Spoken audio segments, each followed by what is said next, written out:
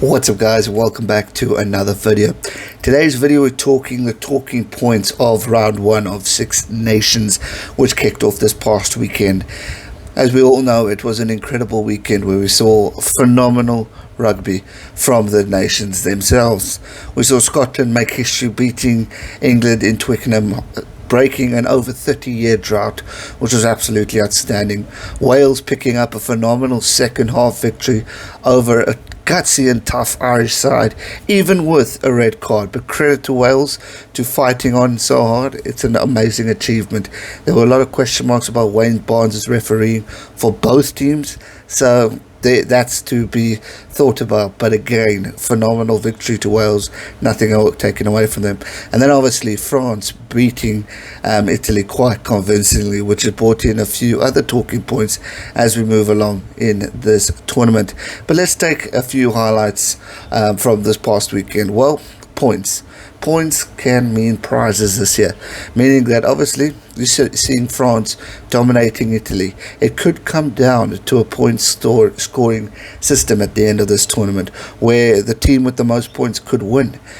With Scotland beating England, it's just thrown everything around. With Wales beating Ireland, it's done the same thing, judging on what we saw last year. So in 2021, we could see a very different type of win log for this league if it's not a Grand Slam. Obviously, Grand Slam means a totally different outcome. But if it isn't a Grand Slam and teams all have lost one game, or there's maybe been a draw or something, it's going to come down to the points, which means Italy are going to be the team that's going to be the firing line to see how much they can be clocked by.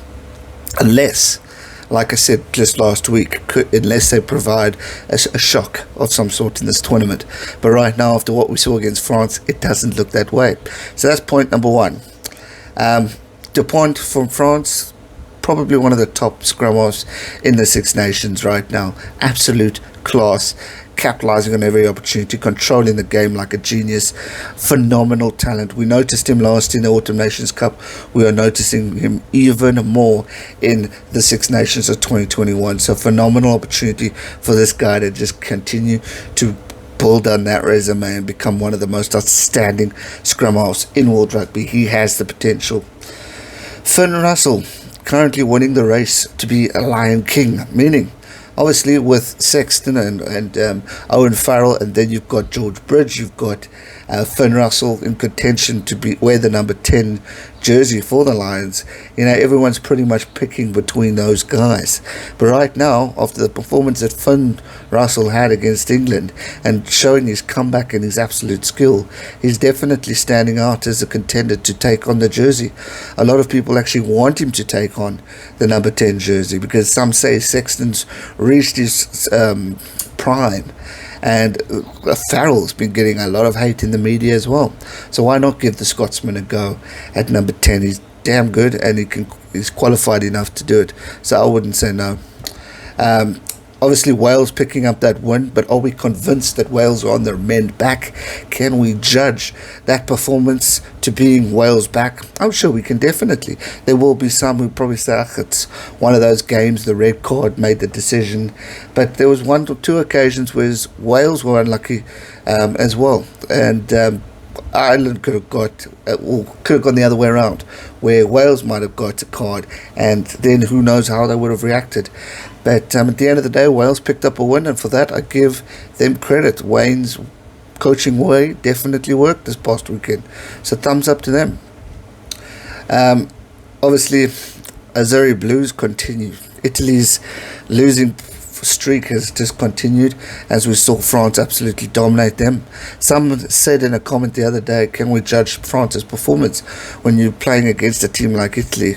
A little harsh, but got a point. It's going to be an interesting contest when France play this weekend against a stronger team, a team that needs to obviously also improve. So it's going to be an interesting weekend, but unfortunately for Italy, The negative patch continues. Eddie Jones, another talking point, his selection dilemma. A lot saying, why go with Owen Farrell? Why go for a few picks that he made there? Surely you should have gone with George as number 10. Put Farrell back at centre, or should Farrell even be there? For me, experience, leadership, I still think Farrell's a good one. I know we give him a little flack with his tackling discipline, but I wouldn't write him off just yet, because he could come at a pivotal time where England need points and he could convert them. And then obviously England not being the big team that we all need to be scared of after the win for Scotland, and impressive win it was, because England were going in as favourites, France were going in as second favourites. Now the tournament is wide open and everyone's got an opportunity to do it, and for England's sake, discipline needs to be worked on for England if they're wanting to bounce back. Six Nations is wide open. It is not all said and done. Just because England and Ireland have lost their big games this past weekend doesn't mean it's over. You could still have France and Ireland. That can go a different way. You could still have England and France. That can be a different way. It's a long way to go in this tournament, and I think we cannot even predict a winner right now, because can we judge France's performance against the weaker Italy squad? Those are the question marks we're going to be asking ourselves right now as we approach the second round of the Six Nations tournament. So a lot to ponder, a lot of talking points, but at the end of the day, what a start to week 1 of the Six Nations tournament, and I hope week 2 is just as exciting, if not better. Let me know your talking points and thoughts over what stood out for you this past weekend. It was a cracking one, and I'm really looking forward to covering what's happening this upcoming weekend. So make sure you hit that subscribe button, join the family as we continue to move forward on the 2021 Guinness Six Nations. That's going to do it for today's video. I hope you guys enjoyed it. Give it a thumbs up, subscribe if you are new, and I'll see you real soon for another one. Stay safe and never give up. Cheers.